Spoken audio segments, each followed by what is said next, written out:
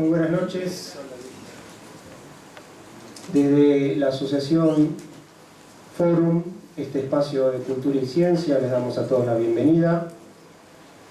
Y antes de dar la presentación a la conferencia que vamos a tener hoy, vamos a presentar un poco a la asociación para aquellos que no nos conocen.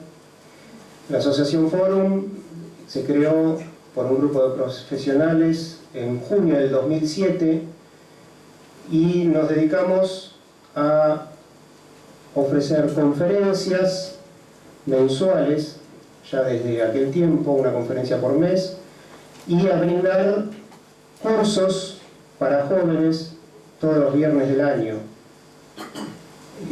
Tocamos temas tanto de cultura, de historia, biográficos, como de ciencia, como el tema que nos toca hoy, ¿sí?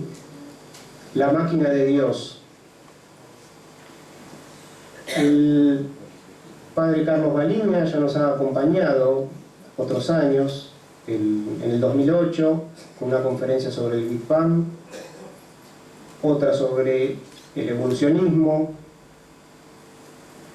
después en el 2009 sobre Darwin, nos vino a hablar, y hoy, como decía antes, nos viene a hablar sobre la máquina de Dios, o lo que el periodismo ha llamado así. El padre Carlos Baliña tiene estudios de filosofía y teología en el Seminario Diocesano Santa María Madre de Dios de San Rafael Mendoza. Es sacerdote perteneciente a la eparquía Ucrania en la Argentina. Es licenciado en Ciencias Físicas por la Universidad de Buenos Aires y magíster en Filosofía por la Universidad de Barcelona. Es profesor del Seminario de Licenciatura en la Universidad del Norte Santo Tomás de Aquino, ¿sí? La UNSTA. Profesor de Filosofía, de Ciencias 1 y 2, textos de filosofía antigua, textos de filosofía medieval y antropología filosófica en el Instituto Superior del profesor Antonio Sáenz de Lomas de Zamora. Muy bien, entonces los dejamos con el padre Baliña. Muy buenas noches.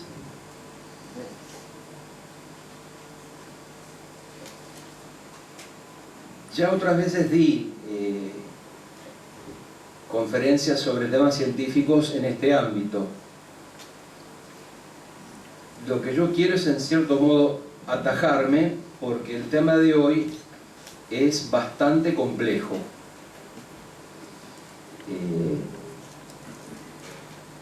Mi idea es hacer una exposición técnica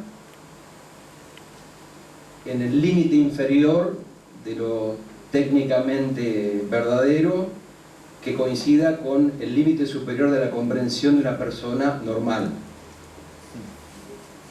Espero lograrlo. No es fácil. Prometo no escribir ninguna fórmula, ni cosa por el estilo. La experiencia es que la gente sale aterrada apenas uno empieza a escribir una fórmula.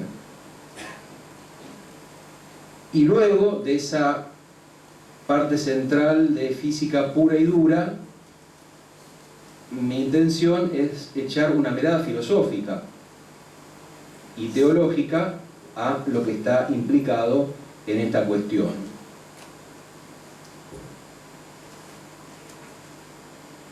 Yo siempre estuve convencido que es posible hacer esto, o sea, explicarle a la gente del común, en términos cualitativamente correctos, los avances y descubrimientos de las ciencias. Porque uno tiene que tener idea de lo que está escuchando, de lo que le llega por los medios. Ya Simone Weil, la filósofa francesa, había advertido que los hombres de ciencia contemporáneos han convertido las ciencias naturales en un saber esotérico, del cual ellos son los sumos sacerdotes y al cual exigen una obediencia ciega y fideísta al vulgo. O sea, una actitud completamente autoritaria, de la cual muchos se aprovechan. Los últimos años, y esta es la motivación de la exposición, y particularmente el 2012, fueron años inusualmente publicitados para la física, debido a la construcción y puesta en funcionamiento de la máquina más compleja jamás construida por el hombre. Nos referimos al LHD, o Large Hadron Collider, o Gran Colisionador de Hadrones del CERN, Centro Europeo de Investigaciones Nucleares.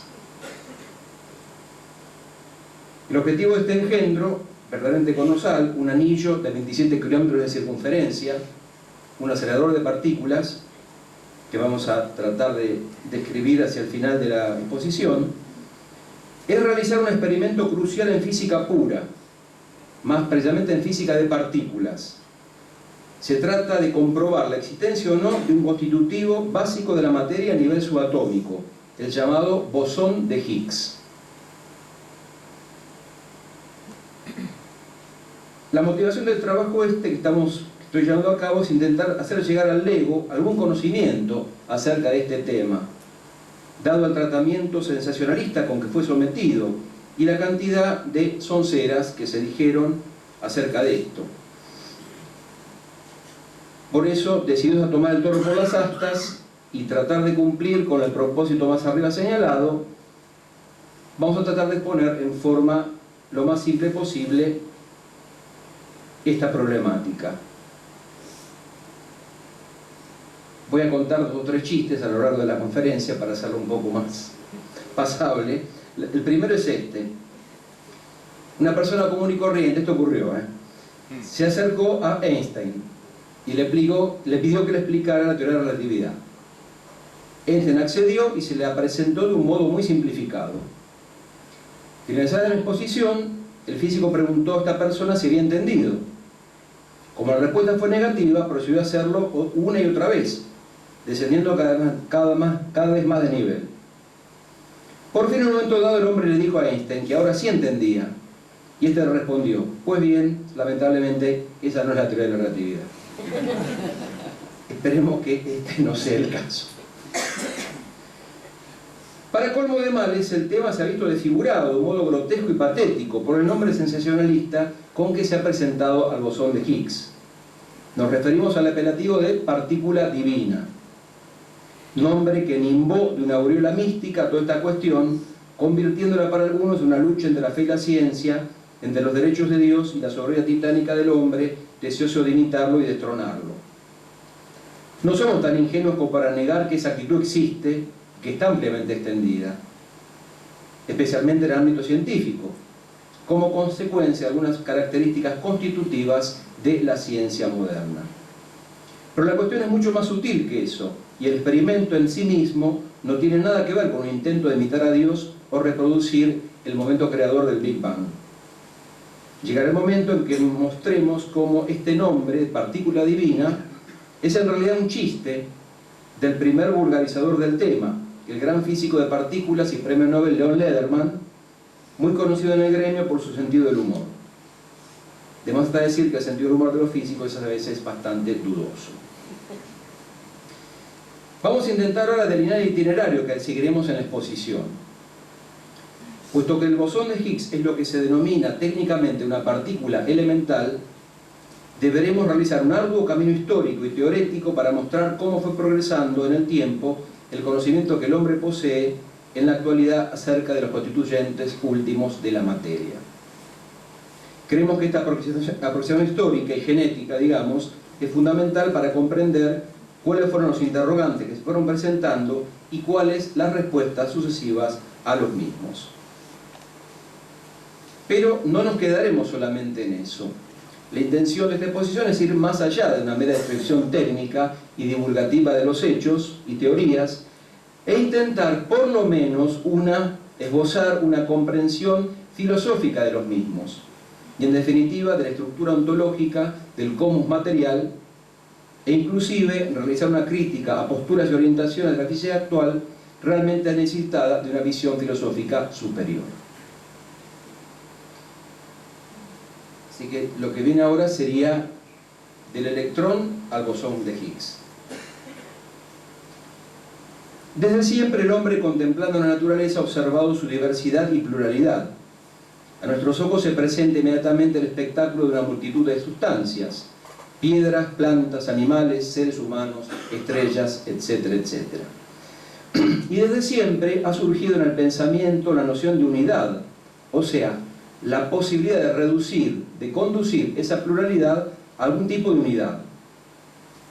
De este modo, los filósofos presocráticos intentaron llegar al arjé, o sea, al principio o los principios subyacentes a la realidad material. El primer gran paso en este sentido, en la época moderna, se produjo en el siglo XIX, cuando los científicos, Lavoisier, Proust, Dalton, Avogadro, llegaron progresivamente a la noción de elemento químico irreductible. O sea, reducir la pluralidad de sustancias a sustancias elementales: oro, plata, hidrógeno, hierro, cobalto, etc. Un hito fundamental fue la elaboración de la tabla periódica de elementos, que estudiamos en el secundario, no sé si se seguirá estudiando, del químico ruso, hecha por el químico ruso Dmitri Mendeleev, en 1869. O sea, una representación visual de la ley de periodicidad por la cual ciertas propiedades químicas de los elementos se repiten periódicamente cuando se los distribuye según su número atómico. La teoría atómica. Desde la más remota antigüedad se ha postulado en diferentes tradiciones el llamado atomismo, o sea, la doctrina que sostiene que todas las sustancias materiales son reductibles a dos principios: los átomos y el vacío. La palabra átomo viene del griego y significa indivisible. Según este atomismo filosófico, los átomos serán infinitamente variados en formas y tamaños, indestructibles, inmutables y eternos. Estarían rodeados por el vacío, dentro del cual se moverían chocando y combinándose, de resultas de los cuales provendrían todas las sustancias existentes. Esta es la teoría de Leucipo y Demócrito en la antigua Grecia. Cuando los químicos del siglo XIX encontraron evidencias de la existencia de partículas químicas ínfimas, fue inmediato que le dirán el nombre de átomo.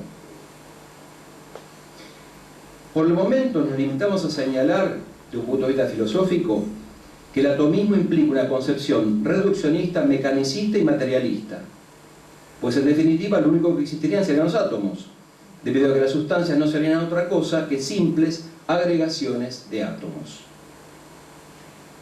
En el siglo XIX se dio un fuerte debate entre los químicos acerca de la existencia de los átomos, siendo sus principales abogados los químicos John Dalton, inglés, y Amadeo Avogadro, italiano, responsables de la reaparición, ya digamos en sede científica experimental, de la teoría atómica, de la antigua teoría atómica griega. Sin embargo, debido al carácter hipotético de los mismos, por razón de no haber todavía evidencia empírica inequívoca, los científicos de raigambre positivista negaron su existencia. La cuestión se zancó recién al comienzo del siglo XX, con la aparición en escena de la física atómica.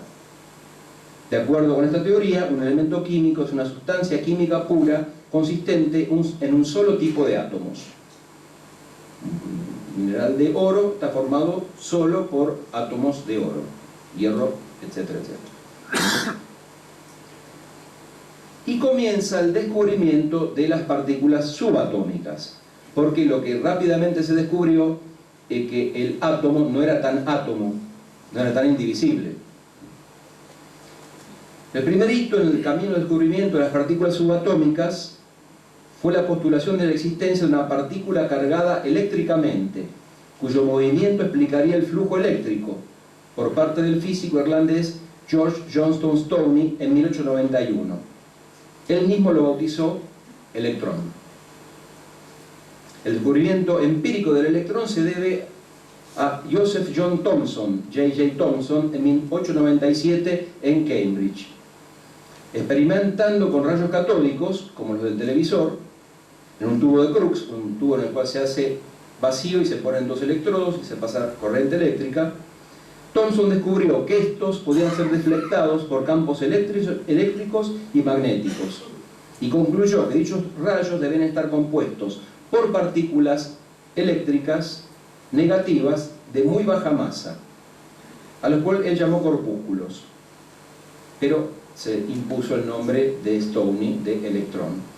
Estimó su masa en 1/1000 de la del átomo de hidrógeno.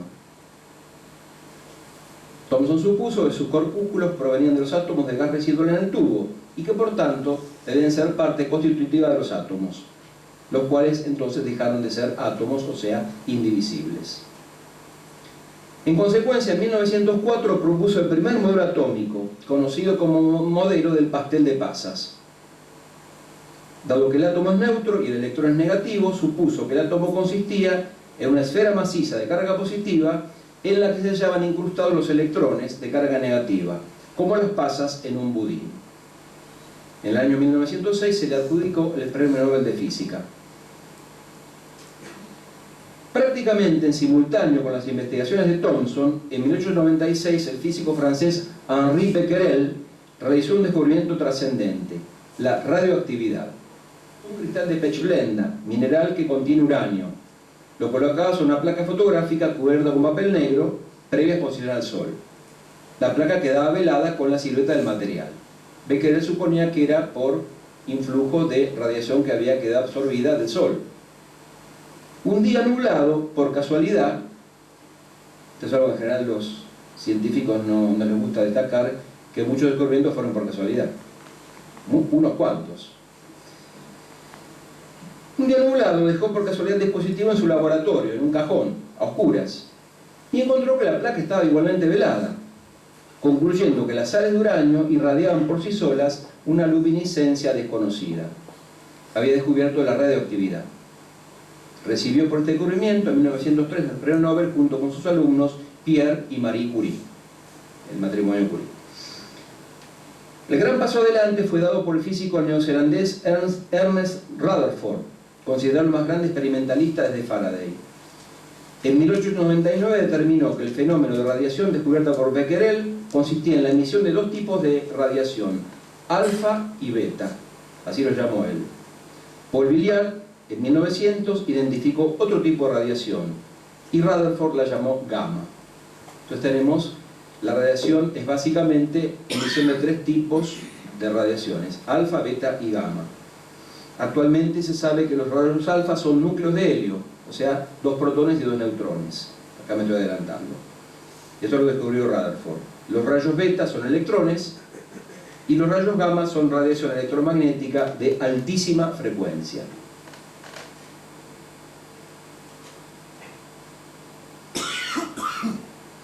Pero lo más importante es que Rutherford y Soddy determinaron que la emisión de radiación involucra la transmutación de átomos de un elemento en otro, abriendo así las puertas a la física nuclear. Recibió el Nobel de Química en 1908.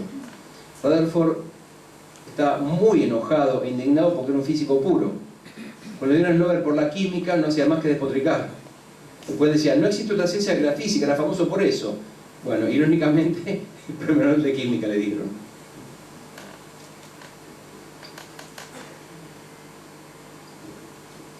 Pero el más grande descubrimiento de Rutherford fue realizado luego de haber recibido el Premio Nobel.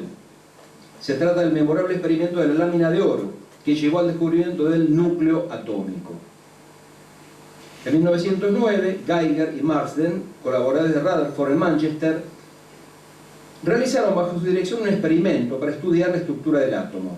Bombardearon una fina lámina de oro con partículas alfa, o sea, protones, 2 protones y 2 neutrones, observando las correspondientes deflexiones en detectores y vean cómo deflectaban las partículas. Lo intrigante era que algunos desvíos se producían en ángulos de más de 90 grados, incluso casi 180 grados, volvía la partícula.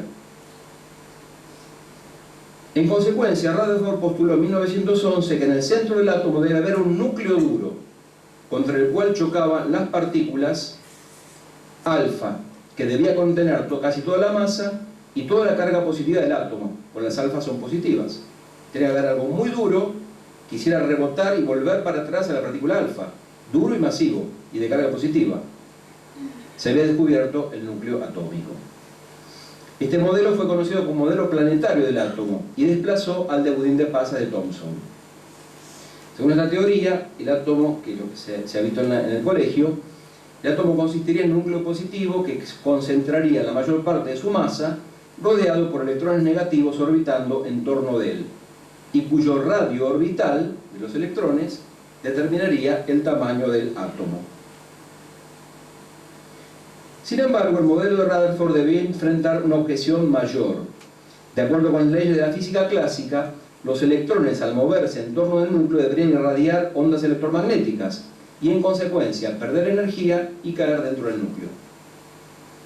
El modelo de Rutherford no era estable. Sin embargo, no puede estar totalmente descaminado, pues permitía prever las tasas de difusión de las partículas alfa y daba un orden de magnitud correcto para las dimensiones del núcleo atómico. Esto se ve muchas veces en la física, ¿no? Y en la ciencia. Los modelos se van sucediendo y no es que el anterior se descarte totalmente, se va perfeccionando.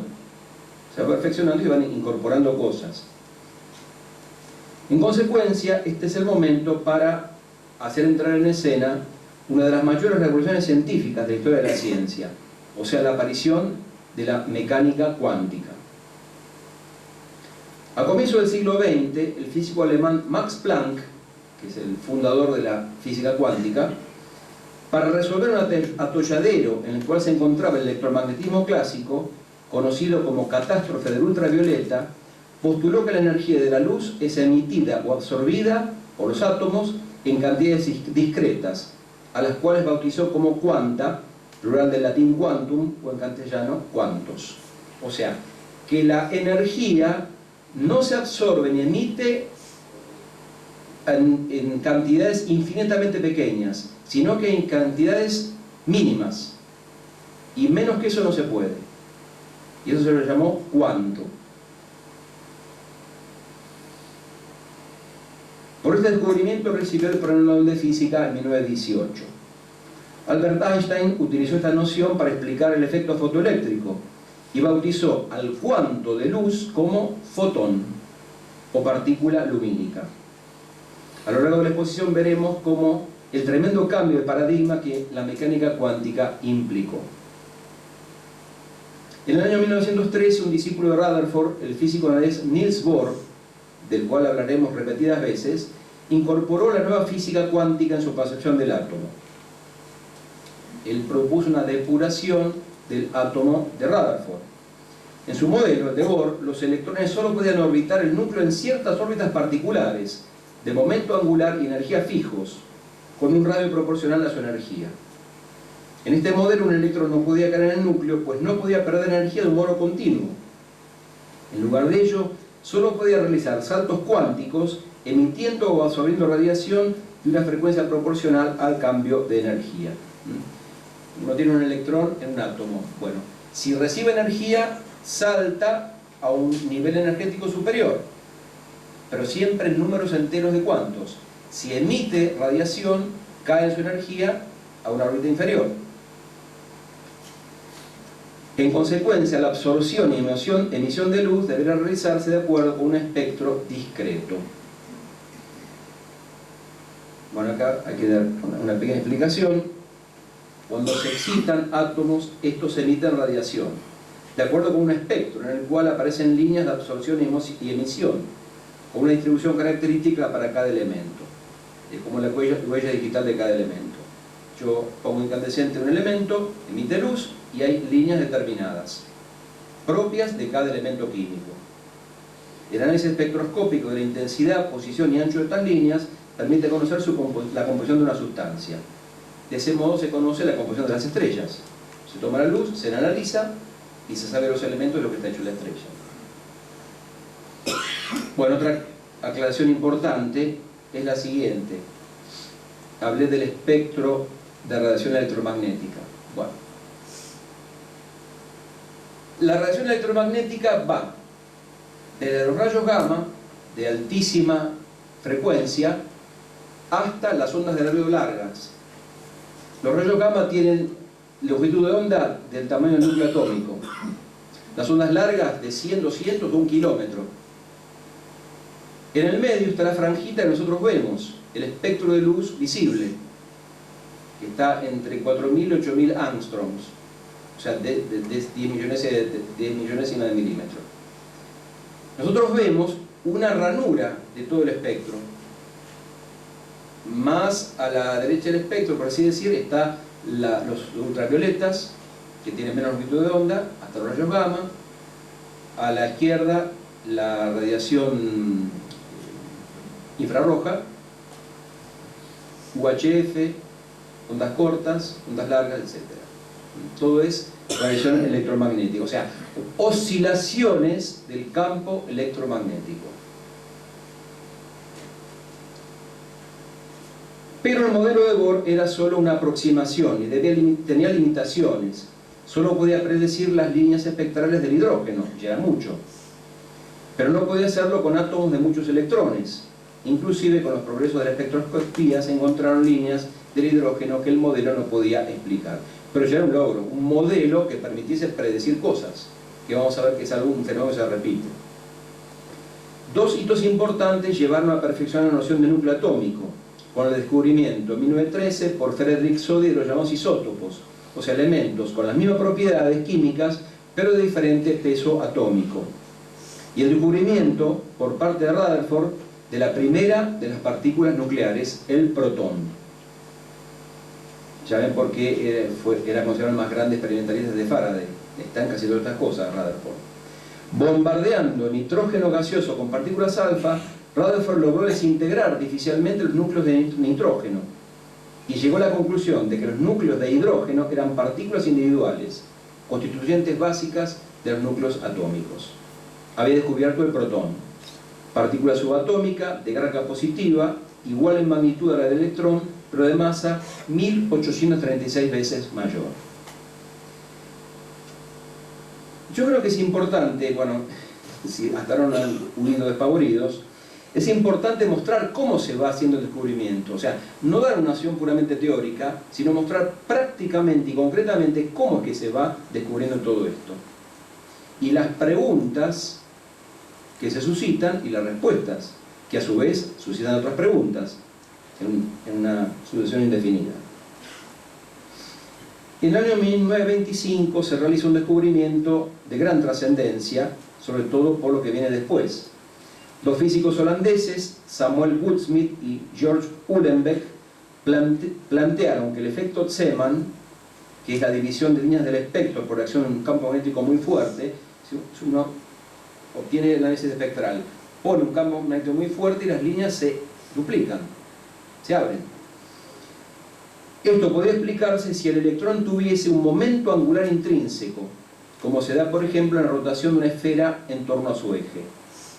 Por dicha razón pusieron a esta magnitud el nombre de spin, del inglés spin, to spin, rotar, el spin del electrón, un momento angular intrínseco, un nuevo número cuántico, una nueva propiedad del electrón. El spin entonces puede tener dos clases, spin arriba, spin abajo, obviamente hablando en forma figurada, ¿no? Y ahora vamos a dar otra complicación, la dualidad onda-partícula.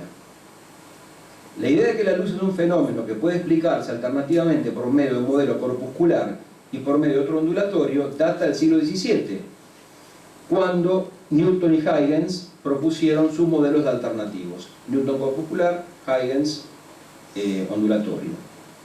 Ya a inicios del siglo XX era evidente que la luz se comporta como partícula o como onda, en escenarios diferentes. Pero nadie había pensado en extender esto a las partículas materiales, hasta que en 1924 el físico francés Louis de Broglie, se escribe de Broglie, pero se dice de Broglie, que era príncipe, el príncipe de Broglie, propuso que a nivel cuántico todas las partículas materiales poseen un comportamiento ondulatorio similar al de la luz. De este modo, según las situaciones, las partículas materiales se comportarán en forma corpuscular u ondulatoria. La comprobación más sorprendente de esto la constituye, porque lo de Broglie era hipotético, pero esto se comprobó. El experimento montado en 1927 por el físico inglés Thomson y los norteamericanos Davison y Germer, quienes lograron producir la difracción de electrones a través de una rendija. Una cosa más asombrosa que hay. Se mandan electrones individuales a través de dos rendijas y los electrones interfieren consigo mismos como si fuesen ondas. Y esto se verifica.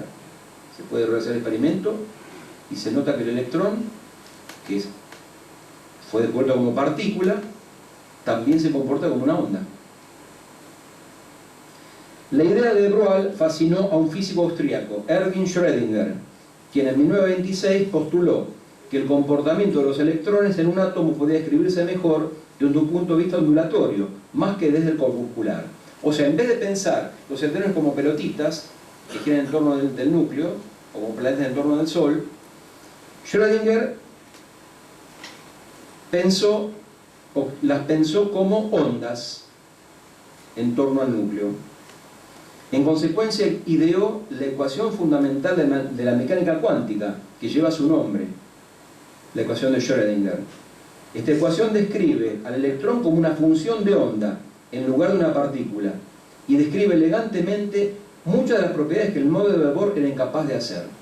Es un perfeccionamiento ulterior. Es importante hacer notar que un año antes el físico alemán Werner Heisenberg había realizado una formulación completa de la mecánica cuántica, pero en términos de cálculo matricial, una cuestión matemática bastante compleja. Formulación compleja y de difícil visualización, pero equivalente a la de Schrödinger, que en consecuencia fue adoptada con gusto por la comunidad científica. Mucho más compleja, y acá es donde comienzan problemas muy serios, fue la interpretación física de la función de onda de Schrödinger, hasta el punto de que constituyó una verdad divisora de aguas en la física. Mientras el mismo Schrödinger interpretaba que la función de onda describía al electrón, apenas aceptado el formalismo matemático de la ecuación de ondas, el alemán Max Born, seguido por Bohr y Heisenberg, interpretó que la función de onda describía los posibles estados orbitales del electrón y que en consecuencia podía ser utilizada para calcular la probabilidad de encontrar al electrón en cualquier posición alrededor del núcleo. Esta interpretación incorporaba así teóricamente la dualidad onda-partícula. La probabilidad dentro de la microfísica, que es el fin del determinismo mecanicista de Newton, de Laplace, etcétera, etcétera, y que va a tener grandes consecuencias, vamos a ver. Surge así el llamado principio de incertidumbre. La consecuencia inmediata de describir a los electrones como funciones de onda es la imposibilidad matemática de determinar simultáneamente su posición y su momento. El momento es igual al producto de la masa por la velocidad. O sea, yo no puedo conocer con exactitud la posición y el momento de una partícula subatómica. Si conozco muy precisamente la posición, el error en el momento se me dispara, y viceversa. El producto no puede ser menor que una cierta cantidad que está relacionada con el cuanto fundamental de Planck. Es el llamado principio de incertidumbre, postulado por Werner Heisenberg en 1927.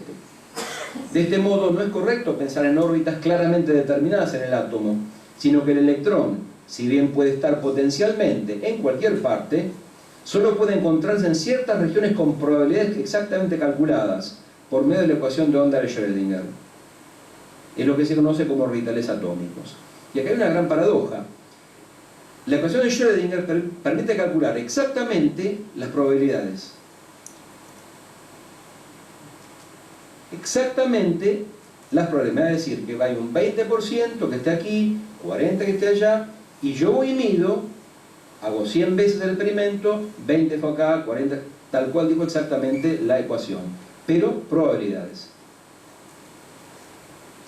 No podemos ingresar aquí por falta de tiempo y espacio en la tremenda polémica suscitada durante el siglo XX acerca de la realidad microcósmica, personalizada en las figuras emblemáticas de Einstein y Bohr. El nudo gordiano de toda la cuestión era el principio de incertidumbre. Einstein, imbuido del paradigma mecanicista de la física newtoniana y su determinismo férreo y matemático, no puede aceptar, como él dijo, que Dios jugase a los dados. tal como lo expresó célebremente. Por el contrario, Bohr aceptó y propagó la visión indeterminista de la realidad física, conocida como interpretación de Copenhague, porque Bohr era dinamarqués, aunque no pudo desprenderse de un fuerte lastre positivista que daña su interpretación. Y es fundamental subrayar que ambos eran conscientes de que estaban haciendo más que física, tal como Einstein lo señaló con todas las letras. De una carta de Einstein a Schrödinger, donde le dice: la dificultad real reside en el hecho de que la física es una forma de metafísica. Esto dijo Einstein. Y hay otra frasecita que me olvidé del principio, al principio.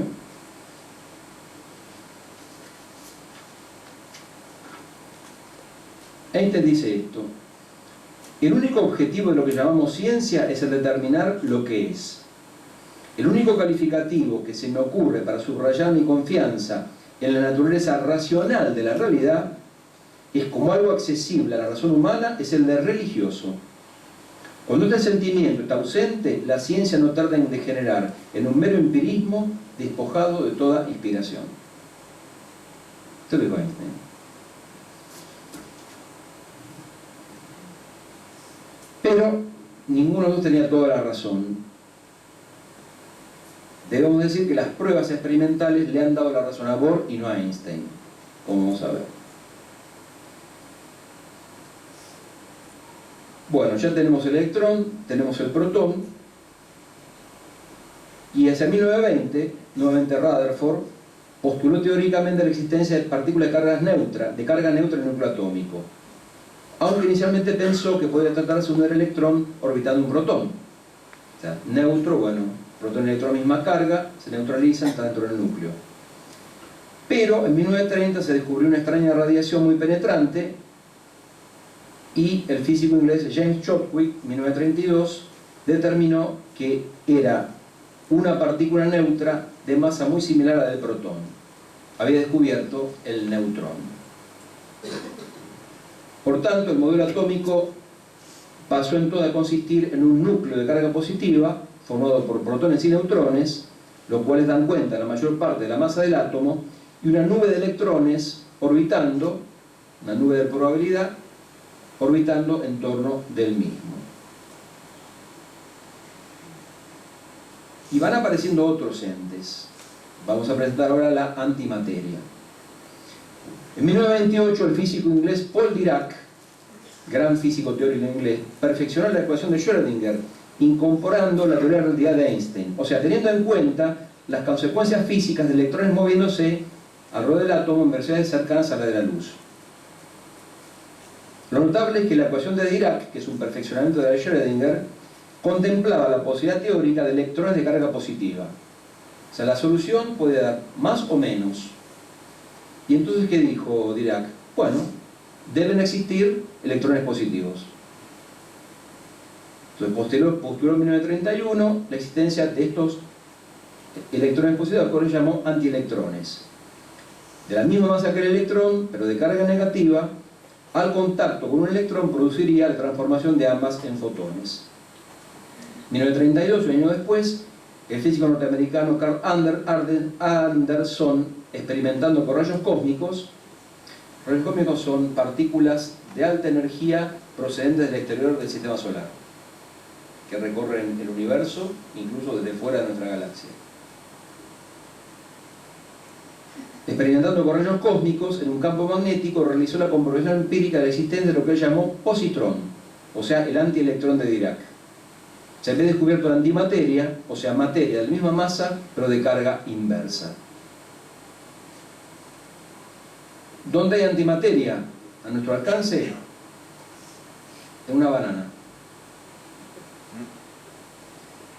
La banana tiene potasio y tiene rastros de un isótopo del potasio que emite positrones.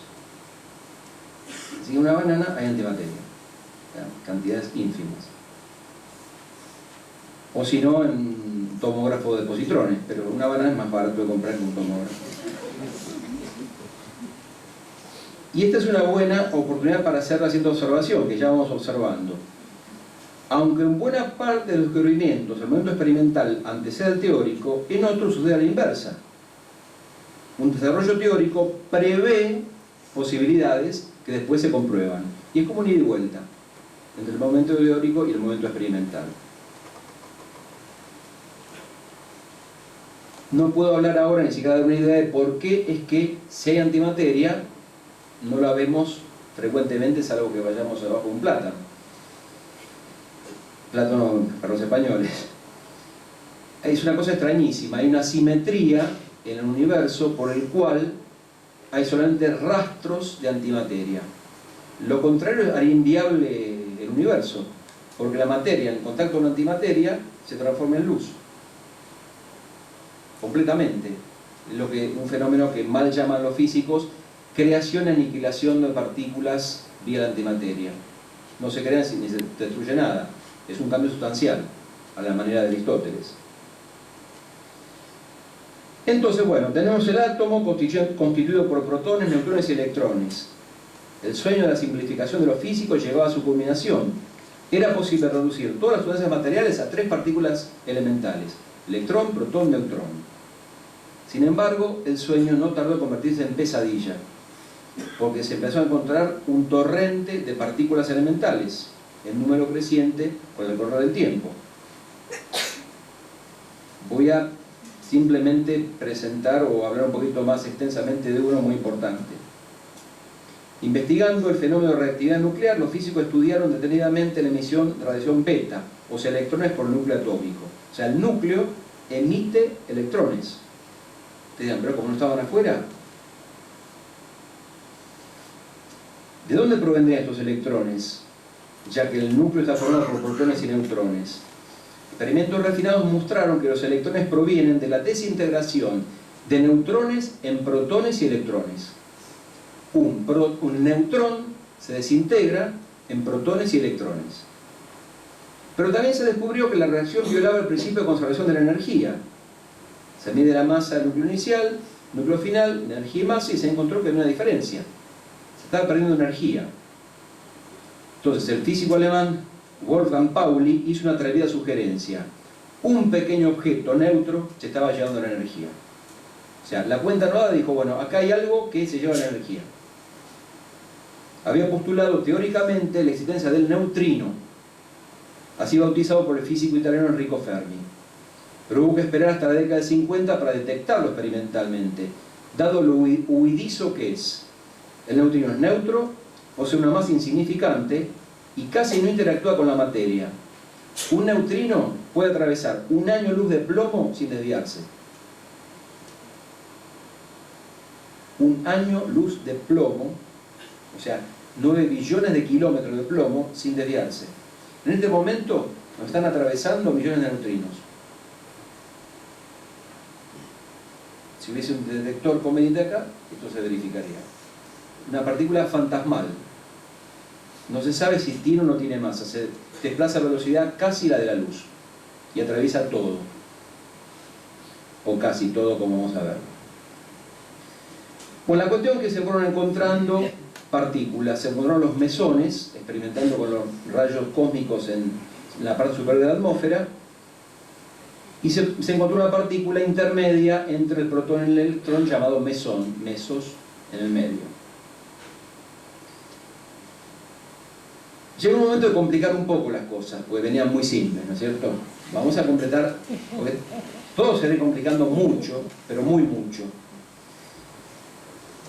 Las 4 fuerzas. Hasta ahora hemos estado hablando en modo puramente estático, pero la naturaleza es dinámica. Las cosas cambian y percibimos que en la naturaleza actúa un sinnúmero de fuerzas que la física ha ido estudiando a lo largo del tiempo. Usando un procedimiento parecido al de las partículas, se llegó a reducirlas a 4 fuerzas elementales. Primero fue Newton, que logró reducir todo la mecánica celeste a la acción de una fuerza, la gravitación. El siguiente paso fue unificar la electricidad y el magnetismo. Se llegó a la concepción de electromagnetismo, y el que llegó a la formulación más perfecta fue James Clerk Maxwell, el más grande físico teórico del siglo XIX. Para darnos cuenta de la grandeza de la síntesis, pensemos que absolutamente todas las fuerzas mecánicas y químicas de las que tenemos conocimiento en la vida diaria se reducen a interacciones electromagnéticas. O sea, nosotros tenemos conciencia de la gravitación, por la cual nos salimos volando, y el electromagnetismo, por el cual yo puedo agarrar esto. Bueno, todos los fenómenos de la mecánica y la química son electromagnéticos. Pero el desarrollo de la física atómica llevó al descubrimiento de otras dos fuerzas que no actúan ya a nivel macroscópico, como la gravitación y el electromagnetismo, sino a nivel subatómico y nuclear. Se trata de la fuerza fuerte y de la fuerza débil, de las cuales iremos hablando en lo sucesivo. Solo digamos que, debido a que el radio de acción es tan pequeño, o sea, el tamaño del núcleo atómico, no tenemos percepción directa de ellas. Pero eso no quita que la importancia no sea enorme.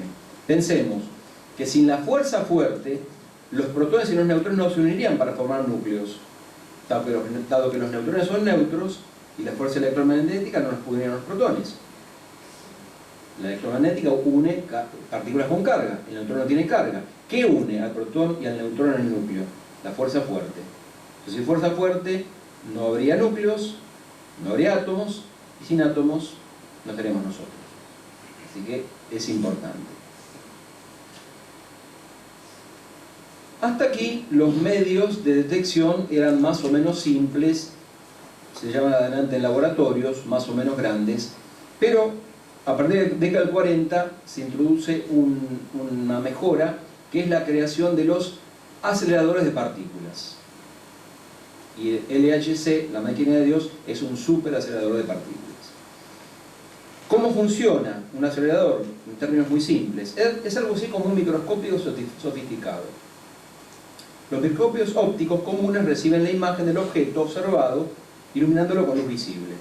Uno podría pensar que manda fotones, rebotan y uno conoce el objeto.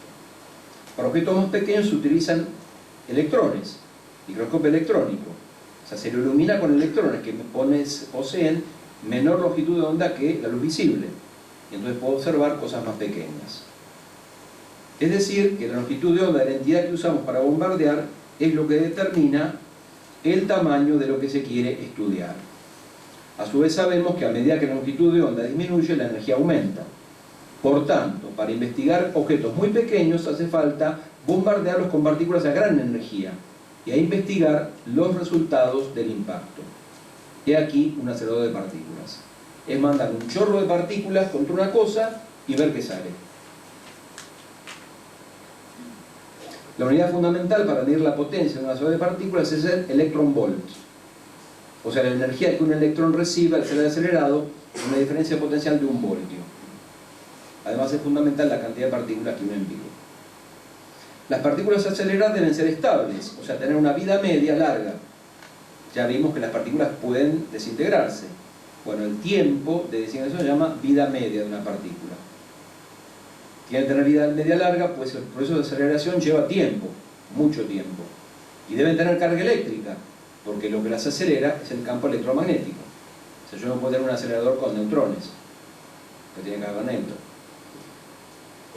Por tanto, los principales candidatos como partículas misiles, digamos, son el electrón, muy fácil de conseguir, basta con poner un cable en estado incandescente, el protón, que se obtiene de hidrógeno, también son antipartículas por reacciones, positrón y antiprotón. También se pueden acelerar partículas alfa y núcleos pesados también. Bueno. Lo importante es hacerlas colisionar y conocer lo que llega a la colisión y lo que sale. Es un esquema de caja negra. El conocimiento de lo que entra y de lo que sale permite saber qué es lo que pasa adentro. En el mundo cuántico, fantasmagórico, los detalles internos de la colisión no son observables. Apenas somos capaces de imaginarlos.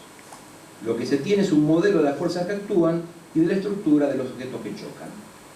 Entonces yo meto cosas, saco cosas, y en base a lo que sale, en función de lo que mandé, puedo estimar qué es lo que pasó adentro, ¿no? El principio de causalidad puro.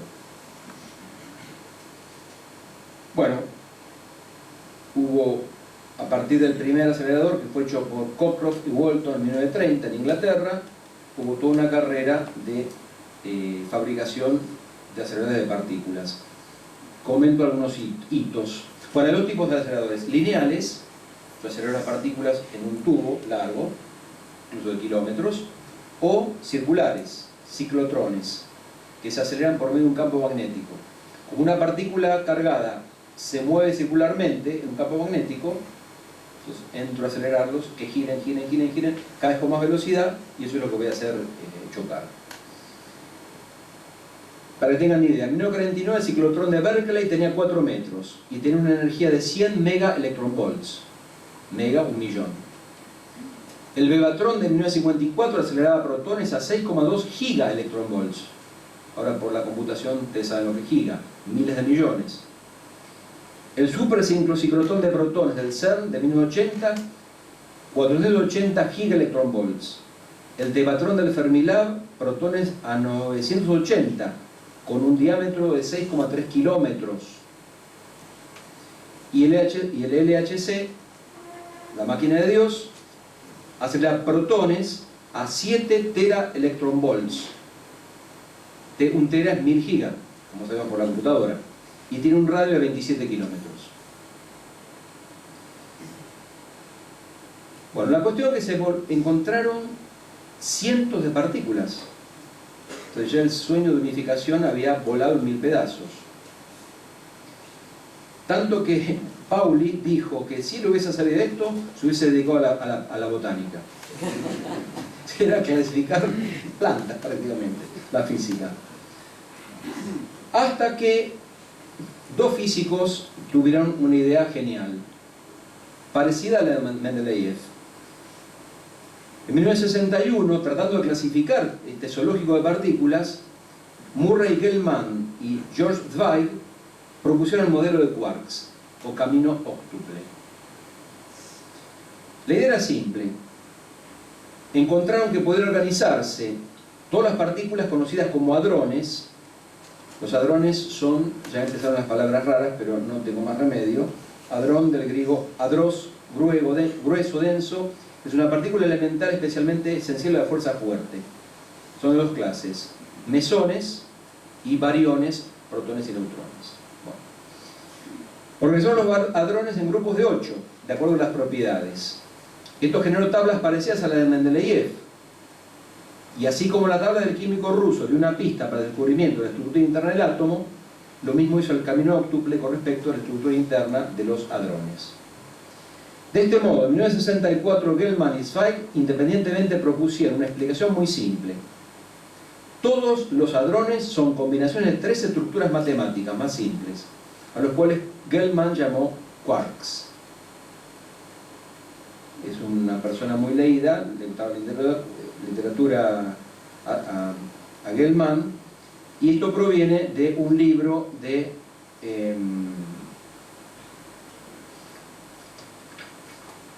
James Joyce, Finnegan's Wake, donde en un personaje dice montado 3 quarks for Master Mark. 3 quarks, bueno, son 3 quarks, y bueno, lo voy a llamar quark. Ese fue el origen del nombre que le puso Gell-Mann.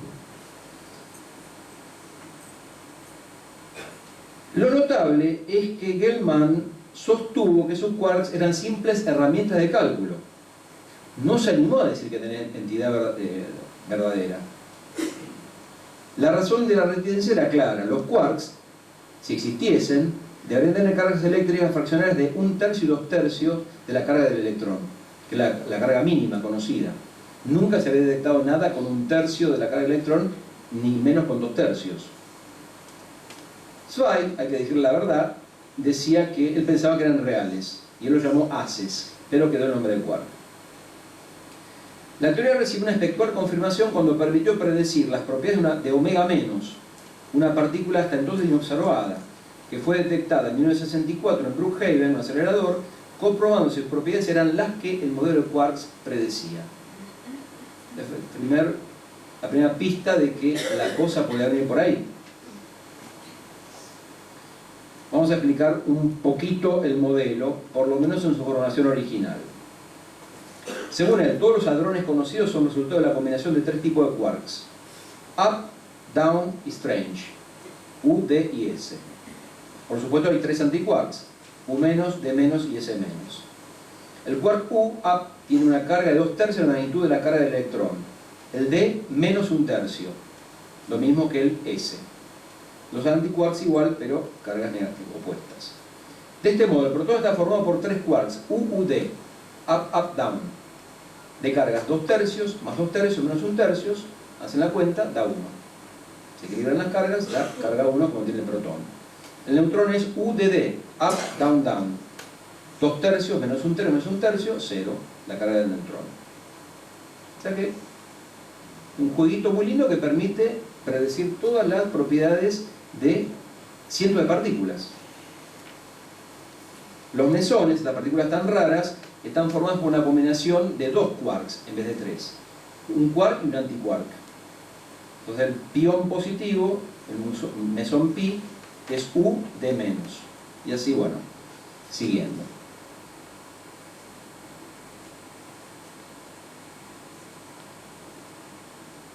Indudablemente se trataba de un éxito extraordinario. Se había logrado reducir cientos de entes que parecían básicos a compuestos de 3 clases de partículas elementales, esta vez, los quarks.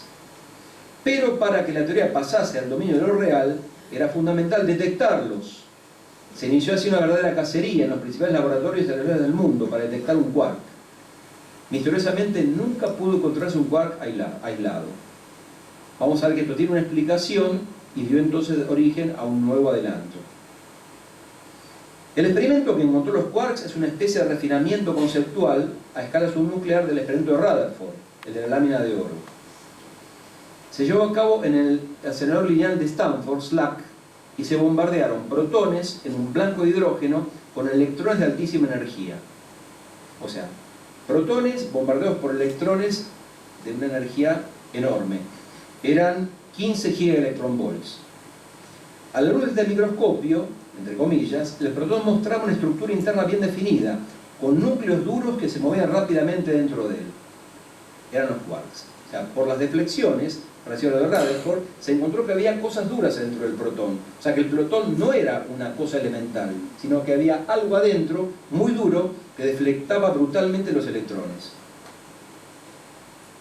Eran los quarks. ¿Y por qué no se detectan los quarks libres? La razón es el llamado confinamiento de los quarks. Dentro de los hadrones, protones, neutrones, los quarks están confinados permanentemente porque la energía necesaria para separarlos crece a medida que la distancia aumenta. Es una propiedad de la fuerza fuerte, con la cual mantienen los quarks unidos para formar hadrones. Yo tengo el up, down, ¿no? Si los quiero separar, la fuerza crece exponencialmente y no puedo. Entonces esto dio origen a estudios profundos sobre la fuerza fuerte. La fuerza más poderosa del universo, su magnitud es 100 veces la de la fuerza electromagnética. Es la que mantiene unidos a los quarks para formar protones y neutrones, y a los protones y neutrones para formar núcleos.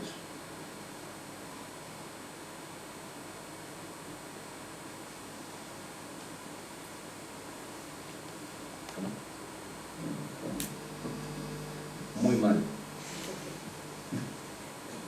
Voy por la mitad. Y lo que viene es peor que todo lo que viene ahora. Vamos a hacer lo que podemos. El problema es que lo que viene ahora está muy relacionado una cosa con la otra. Es prácticamente un mecanismo de relojería. Y si uno no explica una serie de cositas, lo del bosón de Higgs directamente, o sea, no puede haber remate del chiste. Bueno, a ver.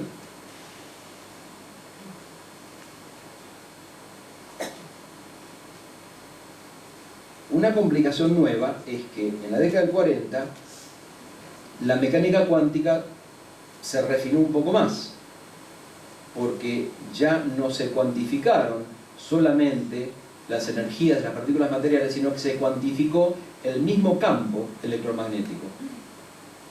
Esto dio origen a la llamada segunda cuantificación o electrodinámica cuántica, QED, Quantum Electrodynamics, debida a un gran físico teórico, Richard Feynman. A Feynman uno lo conoce en la facultad porque el libro básico para la formación de un físico de hace mucho tiempo en todo el mundo es The Feynman Lectures on Physics. Es un libro que realmente revolucionó la presentación de la física a nivel inicial de estudio universitario, ¿no?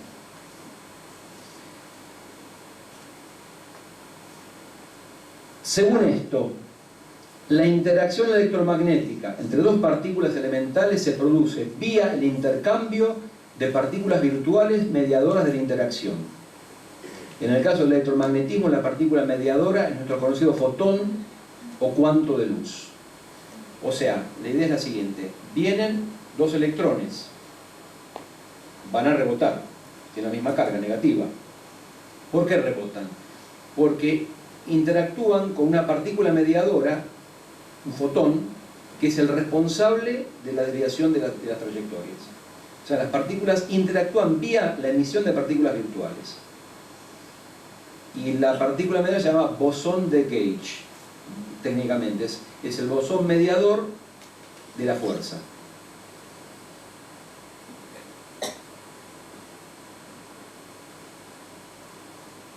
Una cosa muy importante. Con esta perspectiva, el llamado vacío no existe. La realidad consiste en un medio universalmente extendido de carácter material, aunque no corpuscular, en el cual se desplazan e interactúan las partículas y por ende los entes materiales. O sea que el universo estaría permeado por una realidad, por algo los antiguos hablan del éter, una realidad material, sutil, responsable de la interacción de todas las cosas. No hay vacío, no existe el vacío. Desde el punto de vista, están los campos, y los campos están cuantizados con partículas virtuales. Hay entidades materiales sutilísimas que se pueden detectar, pero no hay vacío.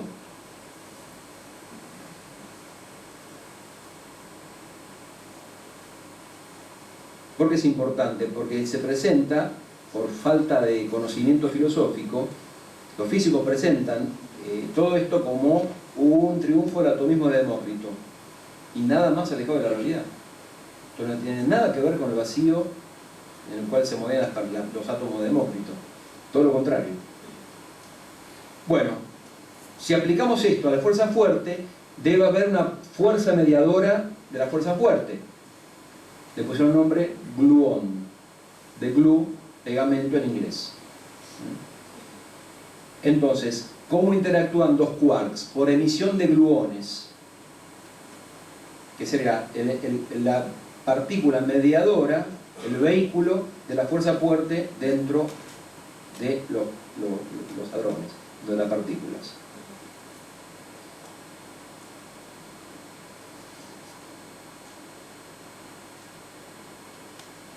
Bueno, para complicar un poquito más las cosas, sepan que los quarks vienen en colores y sabores. Flavors and colors. Los flavors, los sabores serían up, down y ese hasta ahora, strange. Y los colores son rojo, verde y azul, obviamente. No son colores, es una denominación, digamos, macroscópica de propiedades intrínsecas, de propiedades cuánticas. Bueno, acá no me puedo extender en ningún punto de vista, pero esto dio lugar a la última refinamiento de la teoría cuántica, que es la Quantum Chromodynamics, o sea, cromodinámica cuántica. Es la teoría unificada, la teoría que permite cuánticamente explicar el campo fuerte, la interacción fuerte, vía los gluones. Sepan que los gluones son 8. Son los quarks interactúan vía intercambio de 8 gluones. Por razones que no puedo explicar en este momento, dados los colores, es necesario que haya 8 partículas mediadoras. Y se detectó el gluón. También, predicho teóricamente por Gell-Mann, en 1978, el asador Petra de Alemania, que colisiona electrones y positrones, logró detectar gluones. O sea que el gluón existe.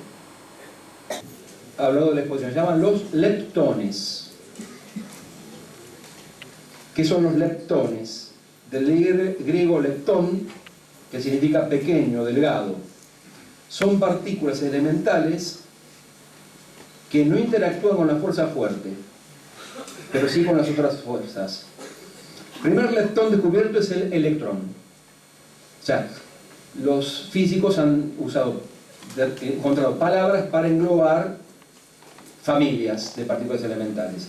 Están los hadrones, que son los mesones, el electrón y el protón, los quarks, que son los constituyentes básicos de los hadrones, y ahora los leptones, que no están hechos de quarks. Son partículas, hasta donde se sabe, elementales por sí mismas. Primero es el electrón. Ni hablar de la importancia, porque si ahora hay luz, etcétera, todo por electrones, ¿no? Así que el siguiente descubierto fue el neutrino, que ya lo presentamos en Sociedad. El siguiente leptón descubierto fue el muón, o partícula mu. Es una especie de electrón pesado, tiene una masa 200 veces mayor que el electrón, pero inestable. Se descompone rápidamente. Para asustarlos un poco, la vida media es 2 por 10 a la menos 6 segundos. 0,6011 segundos. O sea, una millonésima de segundo. Es lo que dura un muón antes de desintegrarse. Se transforma en un electrón, un antineutrino y un neutrino.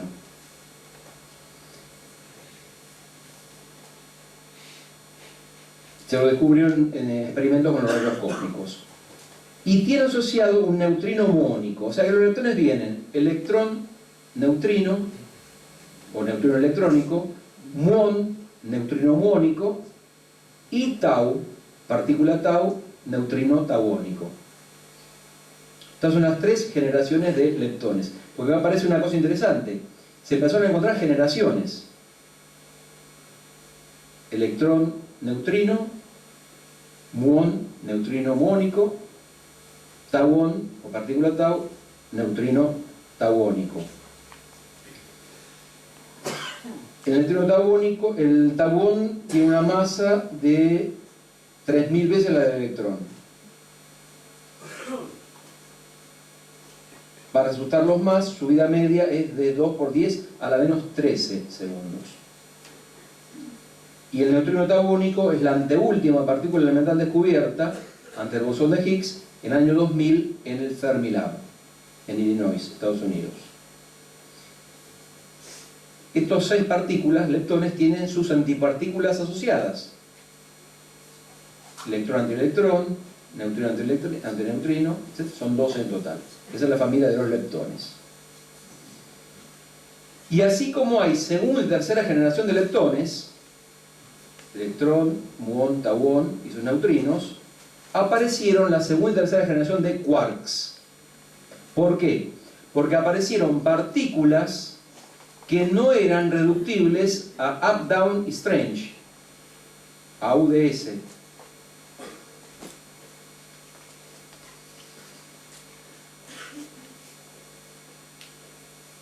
Entonces, a finales de la década de 60, el físico teórico Sheldon Glashow, esto es muy importante, había postulado por razones de simetría, y guarden esta palabra, porque la simetría empieza a cobrar en física un papel preponderante.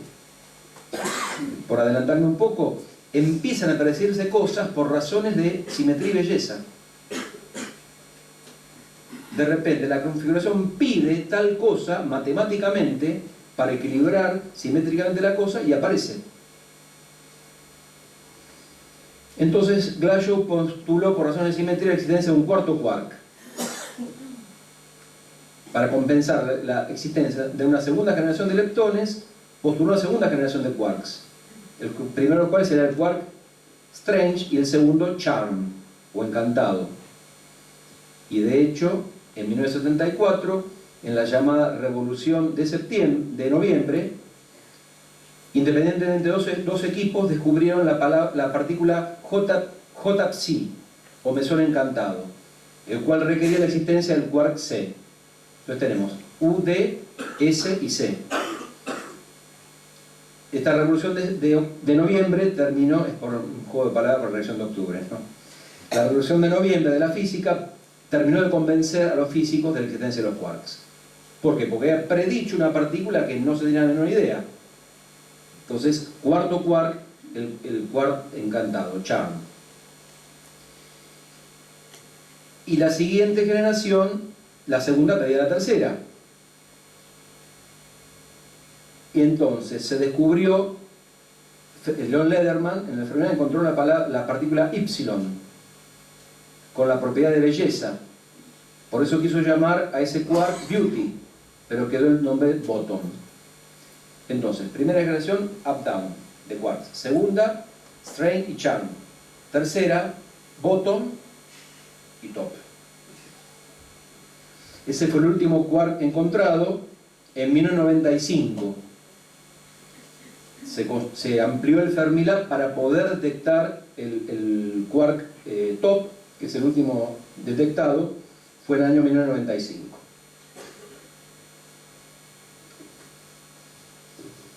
Pero hasta ahora, nada de esto nos habla o nos refiere al bosón de Higgs, a la partícula divina. Para eso es necesario meterse en lo intrincado, y esto sí todavía más complicado, de la fuerza débil.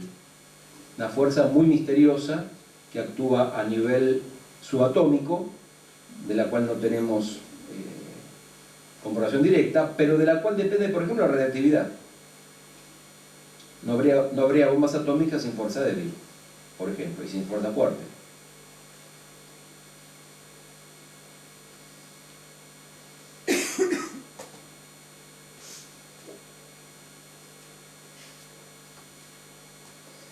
Bueno, salté una serie de cosas. Dijimos que en la teoría cuántica de campos, la interacción de partículas viene por la mediación de partículas mensajeras o virtuales. Electromagnetismo, el fotón. Fuerza fuerte, el gluón. ¿Cuál es la partícula mensajera o responsable de interacción débil? Los llamados bosones vectoriales intermedios. W más, W menos y Z, o partícula Z. Estos bosones habían de tener masa, porque la esfera de influencia de la interacción débil es muy pequeña. No llega más que a unos 10 a la menos 19 metros. 0,19 ceros y un metro y un 1. O sea, son trillonésimas de metro. Según la teoría cuántica, el alcance de una fuerza varía con el inverso de la masa. O sea, cuanto más masa tiene la partícula mensajera, menor es el alcance. Si la masa es cero, como el fotón, alcance infinito, electromagnetismo. Si la partícula mensajera tiene masa, se restringe el rango de la interacción.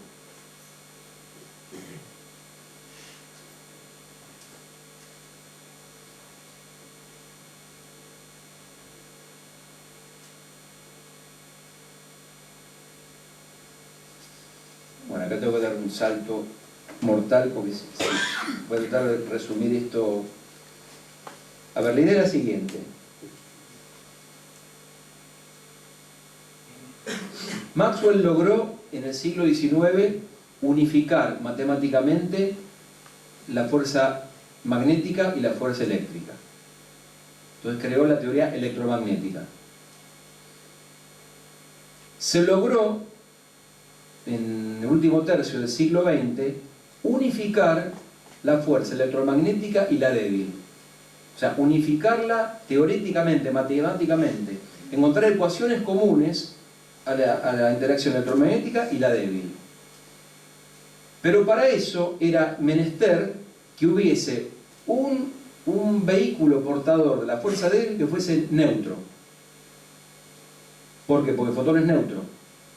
Si no, era imposible. Como el fotón es neutro, y si yo quiero unirlo a la fuerza débil, tiene que haber un vehículo neutro de la fuerza débil, la partícula Z. Entonces era fundamental detectar la partícula Z. Si no había partícula Z, no había unificación posible. Bueno, en el año 1983, en el CERN, ya de vuelta a Europa toma la delantera en estas investigaciones, una cámara de burbujas llamada Gargamel se detectan un fenómeno de corrientes neutras, o sea, la demostración de la partícula Z. Y finalmente, en el supersincrotón de protones del CERN, se detectan entre enero y mayo del 83 la partícula W+, la W- y la Z. O sea, los tres bosones intermediarios de la fuerza débil que permitió confirmar la unificación de la fuerza electrodébil. Yo tuve el gusto de escuchar una conferencia en la Argentina a uno de los tres físicos teóricos que hizo eso, un pakistaní, Abdus Salam. Una conferencia que dio sobre esto, así que tuvo un muy buen maestro. Y me llamó la atención lo siguiente: Abdus Salam es musulmán, es creyente. Entonces él llegó y escribió en el pizarrón: estructura del universo inanimado. Se dio vuelta y dijo: por razones filosóficas. Y siguió escribiendo. Nadie dijo nada. El ambiente positivista de la UBA no dijo nada, porque era Abdus Salam, premio Nobel de Física Teórica, uno de los más grandes físicos del siglo XX. Dije, bueno, este hombre plantó claramente la postura, la posición. Naturaleza del cosmos inanimado, por razones filosóficas. Bueno, el modelo estándar, ya estamos casi llegando. El hallazgo de las tres generaciones de leptones y quarks, unido al descubrimiento de las partículas mensajeras, llevó a la confección del así llamado modelo estándar de las partículas elementales, que es el gran logro de los últimos 50 años de física, tanto teórica como experimental, y el gran paradigma de la teoría cuántica de campos. No es perfecto, y su más grande déficit es no poder incorporar la restante interacción, la gravitación, que se resiste de todas las maneras posibles. Pero aún así se trata, sin lugar a dudas, de un logro impresionante. Para darnos una idea, pensemos que, por ejemplo, las masas de los últimos quarks detectados fueron predichas teóricamente con el modelo estándar. Incluso predijo la masa del bosón de Higgs. O sea que es un modelo consistente, que permite predicciones. Consta de 61 partículas.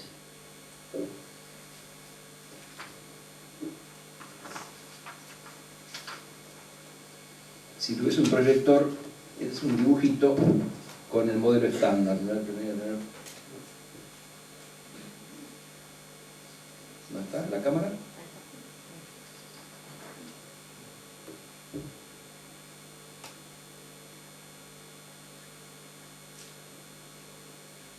Entonces voy a explicar qué es lo que dice ahí. Son 61 partículas, 12 bosones, los 8 gluones, 2 bosones W y 1 Z, que son los de esta columna, y el fotón. 2 leptones, electrón, muón y tauón, con sus correspondientes neutrinos, y los 36 quarks, en 6 sabores y 3 colores. La estructura de la materia hasta donde se sabe actualmente. Y este sería el diagrama de las interacciones con las 4 fuerzas y los 4 vehículos. Evidentemente está muy lejos de presentar la simplicidad que los físicos desearían, pero es muy importante señalar que la materia ordinaria está compuesta solo de los quarks up, down y el electrón. O sea, nosotros nos componemos nada más que de up, down y electrón, porque el resto son formas exóticas de materia. Son inestables, se descomponen. El electrón no se descompone, el muón sí, el tauón sí. El protón y el neutrón son estables, por lo menos dentro del núcleo atómico.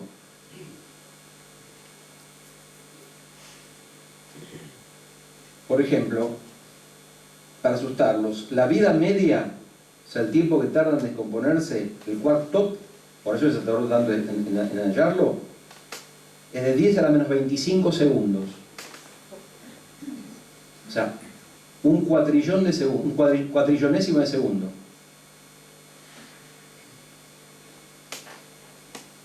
Dijimos 61 partículas, y si hacemos cuentas, hemos mencionado 60.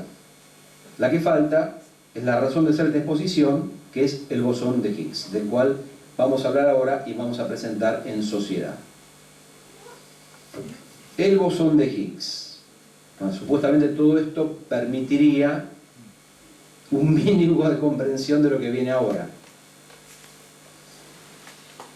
Tal como ha ocurrido recurrentemente a lo largo de la exposición, el bosón de Higgs fue postulado de forma teórica para solucionar un problema. Un hueco. ¿Hay un hueco? Bueno, debe haber algo. Es así de simple. Más arriba indicamos cómo en los 60 se había avanzado en la unificación de la fuente electromagnética y débil, gracias al trabajo de Glashow, Weinberg y Abdus Salam. La idea fundamental tras esta partícula, el bosón de Higgs, es que ella da masa a las partículas que no la tienen, disfrazando la verdadera simetría del mundo. Él, al dar masa, es como que rompe una simetría anterior que habría en el universo. Pero da masa, lo que da una riqueza a la creación. Es una y otra, ¿no? Fue propuesta en 1964 por el físico escocés Peter Higgs, junto con un grupo de teóricos, llamado mecanismo de Higgs, como un mecanismo para posibilitar la unificación electrodébil.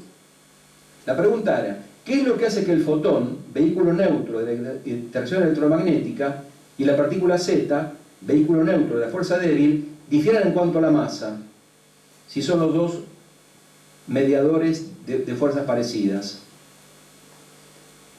Dicho de otro modo, la idea subyacente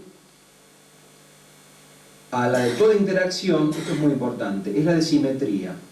Algo así como una estructura eidético-matemática subyacente y fundante de la creación, transmitida por entidades materiales conocidas como bosones Gauge.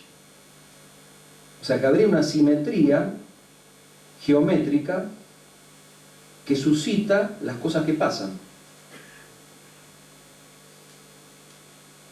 Yo digo simplemente lo siguiente: Platón no estaba tan equivocado, no estaba nada equivocado, pero sigo.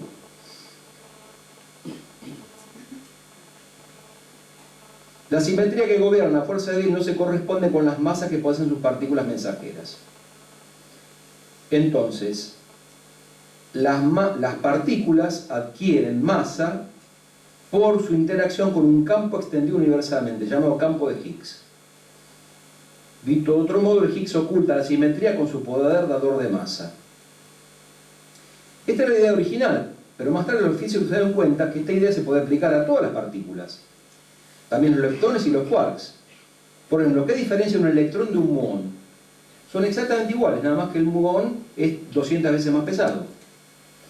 Entonces, para dar una idea imaginativa sin la cual no podemos entender nada, el campo de Higgs es como una melaza universal que frena a las partículas.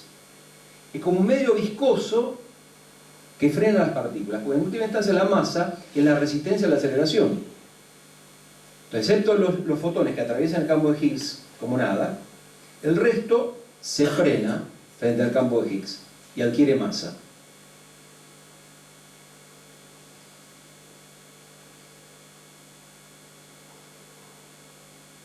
Por tanto, la existencia del campo de Higgs podría probarse encontrando su partícula mensajera.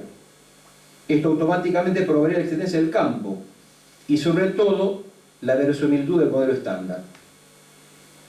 El bosón de Higgs debería ser de spin cero, a diferencia de los otros bosones, cuyo spin es unitario. La razón de esto es que el spin supone una direccionalidad en el espacio, pero el campo de Higgs da masa a los objetos en cualquier dirección. Entonces su direccionalidad tiene que ser cero. Agregamos por último que el bosón de Higgs permite que el modelo estándar, en lo que respecta a la interacción débil, funcione a muy altas energías, sin las cuales se vendría todo abajo. O sea, el Higgs es fundamental para que este modelito tenga sustentación. ¿Por qué partícula divina? Digamos que posee propiedades excepcionales y por tanto merece un apodo fuera de lo común. Pero la historia es la siguiente. El gran físico experimental Leon Lederman, ganador del premio Nobel en 1988, pudo haber ganado varios porque descubrió una gran cantidad de partículas, Escribió en 1993 un libro que les recomiendo, es todo esto mucho mejor dicho, llamado La partícula divina. 1993. Está editado por Grijalvo. Se consigue. En dicho libro, Lederman, conocido en el ambiente por su excelente sentido del humor, explica por qué puso ese título al libro, bautizando en consecuencia al bosón de Higgs, que de ahí en más fue conocido así en la cultura popular, aunque los físicos le tienen odio a ese nombre. Les voy a leer lo que dice Lederman. Hasta tal punto el bosón de Higgs es el centro del estado actual de la física, tan cruciales para nuestro conocimiento final de la estructura de la materia, y tan esquivo sin embargo, que le he puesto un apodo, la partícula divina. ¿Por qué partícula divina? Por dos razones. La primera, que el editor no nos dejaría llamarlo la maldita partícula. En inglés, the goddamn particle. Era el nombre que quería ponerle, pero el editor dijo, no León, eso no. Aunque quizás fuese el título más apropiado, dada su villana naturaleza y el daño que está causando. La segunda, que hay cierta conexión traída por los pelos con otro libro, un libro mucho más antiguo. Como veremos, la partícula divina misma es una complicación impuesta sobre un universo simple y bello, quizás para ocultar esta deslumbrante simetría a una humanidad que todavía no se merece contemplarla. Y acá Lederman hace una parodia del relato del Génesis de la confusión de lenguas en la Torre de Babel. Y el remate es este. Bajó Yahvé a ver el acelerador que estaban haciendo los hijos de los hombres, y se dijo, he aquí un pueblo que está sacando de la confusión lo que yo confundí. Y el Señor superior dijo, bajemos pues y démosles la partícula divina, de modo que puedan ver cuán bello es el universo que he hecho. El Novísimo Testamento 11.1. Este es el origen. Pero aparte, después confesó Lederman que el editor le dijo, ni se te ocurra ponerle Higgs. Así que ponele partícula, bueno, le ponemos eso y vendemos el libro. Así que este es el origen del nombre de la partícula. Por eso cuando uno veía ciertas reacciones indignadas frente al experimento que lo detectó en 2012, en el sentido de protestar contra la soberbia humana que quería construir la máquina, o sea, máquina de Dios, ¿por qué? Porque va a detectar la partícula divina. Pero es todo un juego, es una broma. Entonces uno no puede dejar de agarrarse la cabeza por la sobreactuación basada en un malentendido grotesco. Pero desde otro punto de vista, que no sé si voy a llegar, ¿será cierto que no hay que tomar tan en serio el apodo? Yo no estoy tan seguro. Bueno, acá voy a decir muy rápidamente, porque quiero llegar a decir algo del aspecto filosófico. Acá yo describía, con lujo de detalles, el gran colisionador de hadrones, que es el engendro que construyó el CERN para detectar, fue hecho para detectar el bosón de Higgs. Aprovecharon cosas de los aceleradores, pero lo armaron todo. El presupuesto es de 7.500 millones de euros. Y acá hay una cosa importante.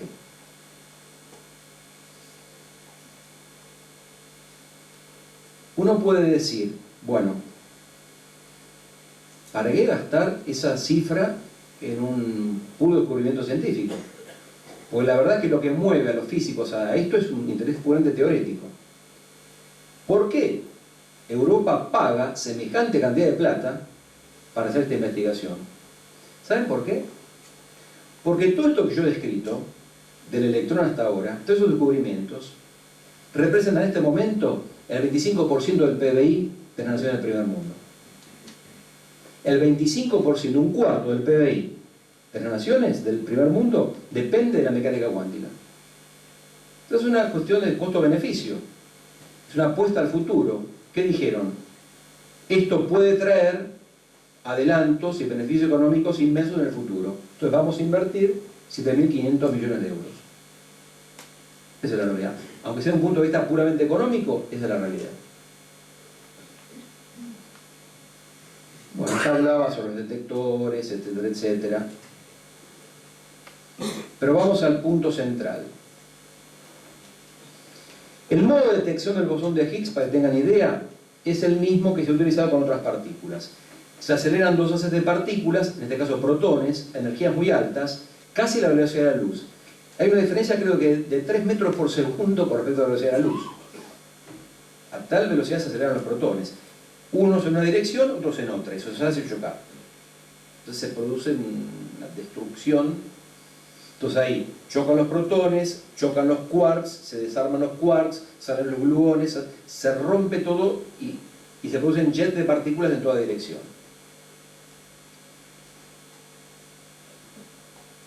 Como la vida media del Higgs es muy breve, 10 a la menos 22 segundos, según el modelo estándar, los detectores no lo podían detectar directamente. Lo que se hace es detectar todos los productos de la reacción, lo que se llama la firma del decaimiento, y a partir de ellos reconstruir el proceso de decaimiento. El tema es que el evento Higgs es 1 en 10.000 millones. Teóricamente, según el modelo estándar, 1 en 10.000 millones de choques puede producir un Higgs. Entonces hay que analizar centenares de miles de billones de colisiones para obtener datos significativos. Entonces todo eso se va acumulando en supercomputadoras. Tienen el centro computacional más grande del mundo ahí. Es más, en el CERN nació Internet. El primer servidor del mundo estaba en el CERN. Entonces tienen una serie de centros, son 200 centros en todo el mundo conectados para almacenar los datos y analizarlos.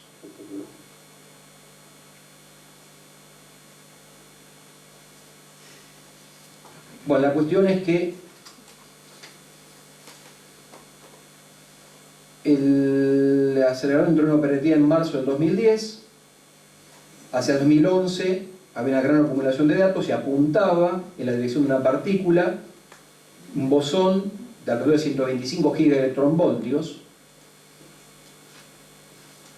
Hubo una reunión previa a fines de diciembre del 2011 en la cual los jefes hicieron lo siguiente.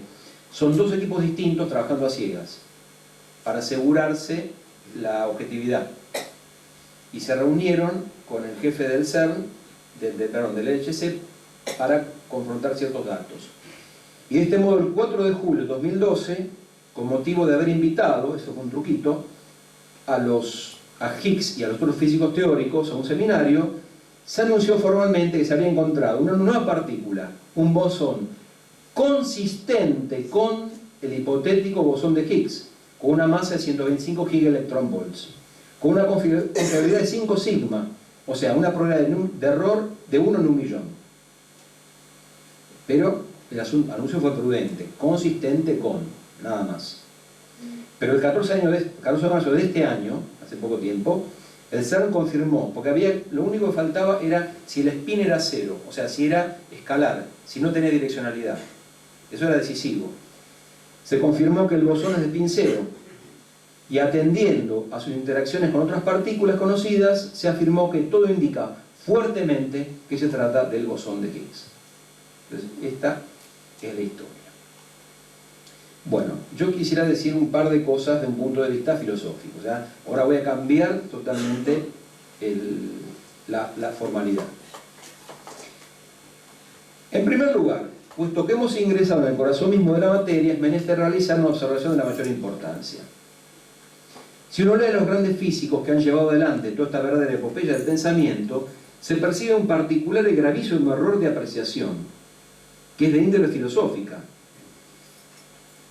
La idea subyacente en todos ellos es que al realizar todas estas investigaciones estamos avanzando en el conocimiento de la realidad, por lo menos material, aunque para algunos es toda la realidad, aunque no voy a entrar en esa cuestión.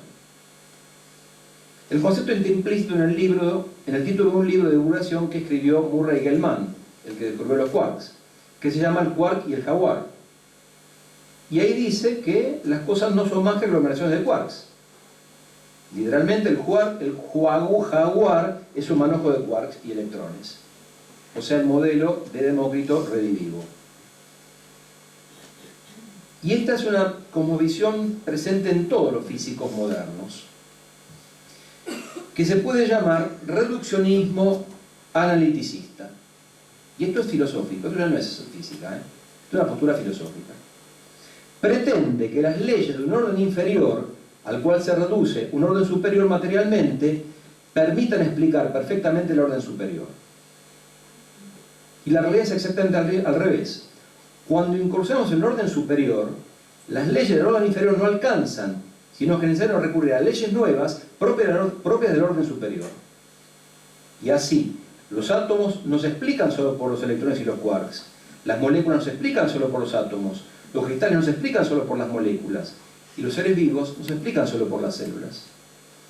Hay un libro notable sobre este tema escrito por un físico norteamericano ganador del premio Nobel, llamado Robert Laughlin. El título del libro es Un universo diferente. Y aquí yo no sé qué hacer, porque yo se los puedo recomendar, se editó en la Argentina. Pero es un libro muy complejo. Los ejemplos que ponen, lamentablemente con excepción de Lederman y algún otro, los físicos son malísimos divulgadores. Ellos creen que explican de tal modo que se entiende, y no se entiende nada. Si uno no sabe física, no entiende nada. Uno se pone en el lugar de una persona común y no va a entender lo que está diciendo. Y este libro de Laughlin, la verdad, se arruina bastante porque los ejemplos son muy complejos. Pero la tesis es esta que estoy dando y es fundamental. Fue escrito con el propósito de dar la voz de alerta contra el reduccionismo analiticista. Dicho en otras palabras, el todo es más que la mera suma de las partes. Si se quiere, es una reivindicación de la sustancialidad aristotélica.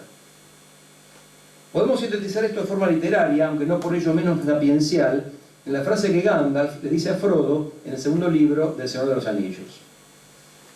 Mucho se ha alejado del camino de la sabiduría que dio Frodo, quien debe destruir una cosa para conocerla. Y esto se puede aplicar a los aceleradores de partículas. Destrozan literalmente la materia y llegan a los componentes ínfimos, pero solo eso, a los componentes. El análisis destruye el ente. Para recomponerlo se falta la síntesis, operación antitética al análisis y que tiene en cuenta toda la realidad. Porque yo analice, yo lo que conozco del análisis son las partes, el todo lo perdí. Yo mato un ser vivo, lo despiezo, bueno, perfecto, conozco eso, pero son partes de un ser vivo, o mejor dicho, parte de un cadáver.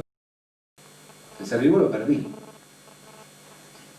Insistamos en esta cuestión, pues este prejuicio está arraigadísimo y se remonta al mismo método de la ciencia moderna, fundada por Bacon, Galileo y Descartes, quienes le dieron su configuración básica matematizante y reduccionista a lo meramente material, ámbito precisamente de lo cuantificable o matematizable. Así, por ejemplo, nos han enseñado que las cosas se componen de átomos, cuando lo correcto en verdad es decir que las cosas se descomponen en átomos. Aquí está toda la partida. En esta frasecita, las cosas se descomponen en átomos. Los átomos, o los quarks, o la partícula de Higgs, etc., son resultantes de la destrucción de la materia. Yo no digo que no sea importante conocerlas, pero después hay que hacer el camino ascendente. Y eso no está dado solamente por las partículas elementales. La física, con todos sus logros innegables, que a mí me admira, todo esto realmente me emociona, es una epopeya, pero sin embargo, me presenta solo parte de la realidad. Los aspectos cuantitativos, ella no es la realidad. La física no es la realidad. Esta confusión se remonta a Descartes, quien redujo la realidad extramental, o sea, todo el cosmos, a res extensa, geométrica y matemáticamente cuantificable, dejando de lado las cualidades y las formas sustanciales aristotélicas. Y es precisamente la forma sustancial, en la así llamada teoría hilemórfica de Aristóteles, la que nos permite integrar adecuadamente estos conocimientos. ¿Por qué los quarks y los leptones no explican todo? Porque ellos no son más que entes materiales exiguos, cuyas formas sustanciales son solo primeras determinaciones sobre la determinación básica ontológica de la materia prima. Esto permite explicar filosóficamente varias cosas. Por ejemplo, y para empezar, el principio de determinación de Heisenberg. Es una simple consecuencia de que en los entes más cercanos ontológicamente a la materia prima, la indeterminación prevalece sobre la determinación, pues esta solo proviene de la forma sustancial. Y esto fue dicho por Santo Tomás de Aquino hace más de 7 siglos, sin LHC, sin los tremendos medios científicos actuales, sin gastar miles de millones de euros, sino solo contemplando sapiencialmente la naturaleza. Y voy a leer esto, que a mí no deja de asombrarme. Estoy tomando una obra de Santo Tomás de Aquino, se llama De Ente y de Esencia, el ente y la esencia. Dice Santo Tomás literalmente: así, luego de esta forma que es el alma humana, se encuentran otras formas que tienen más de potencia y están más cerca de la materia, en tanto que el ser de ellas no puede ser sin materia, entre las cuales se encuentra un orden y grado hasta llegar a las primeras formas de los elementos, muy cercanas a la materia, de donde no poseen ninguna operación, sino según la exigencia de las cualidades activas y pasivas, y otras por las cuales la materia se dispone para la forma. Este es el principio de determinación. En 1255. Hasta aquí la cita. Esto corrige el error de Einstein, indicado más arriba en su polémica con Bohr, acerca de la mecánica cuántica, quien imbuido, Einstein, del paradigma mecanicista de la física newtoniana y su determinismo férreo y matemático, no podía aceptar la potencialidad que hace 2300 años postulara Aristóteles para explicar el devenir de la realidad material. O sea, esto no se entendió porque la física se metió en un esquema mecanicista por Descartes. Esa es la realidad. Se metió en camisa de 11 varas. Entrando de lleno en la perspectiva teológica que tan exquisitamente describía Santo Tomás, la creación consistiría en un progresivo dotar de formas por parte de Dios a la materia. De este modo se van sucediendo formas ontológicamente cada vez más perfectas en el gran despliegue del acto creador en el tiempo. Para terminar, pasando a una segunda cuestión no menos importante. Estamos convencidos que una de las mayores causas del ateísmo contemporáneo lo constituye la desacralización del mundo, contenida en el paradigma cartesiano-newtoniano, que reduce la realidad a un esquema mecanicista matemático. Esto ha producido lo que el escritor francés Jean Baudrillard llama la disminución de la capacidad teofánica del mundo, operado por el paradigma galileano-newtoniano, o sea, la desaparición científica del universo de las formas simbólicas que le permiten ser. Llámenlo paradigmas, llámenlo formas. La consecuencia es el oscurecimiento de la imagen del mundo como manifestación de Dios, como afirma el capítulo 2 del Epístola a los Romanos. Y estas formas son objetivamente reales, no producidas por la mente del hombre al modo kantiano, y podemos entenderlas aristotélicamente como formas o platónicamente como arquetipos o paradigmas o ideas. Y aquí, en mi opinión, estriba la importancia de las cosas que hemos visto. Si se ha prestado atención, se podrá ver que gran parte de los descubrimientos del siglo XX-XXI han descansado sobre simetrías matemáticas. Así se llegó, por ejemplo, al descubrimiento de la antimateria, de los quarks y del bosón de Higgs. O sea, en definitiva, más allá de lastres mecanicistas y positivistas, la realidad vuelve por sus fueros y se manifiesta en las armonías, tanto del micro como el macrocosmos.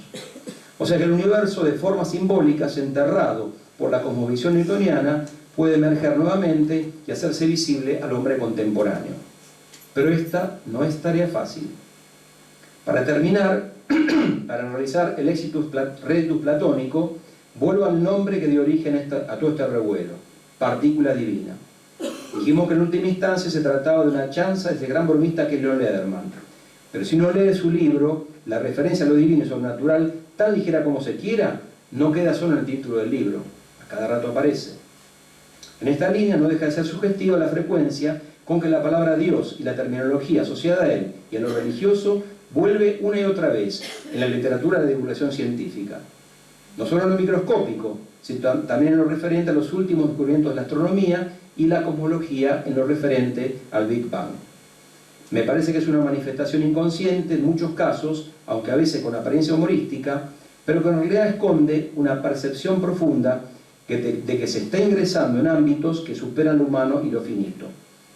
Y que en definitiva, una nueva alianza de la ciencia con la fe es posible. Muchas gracias.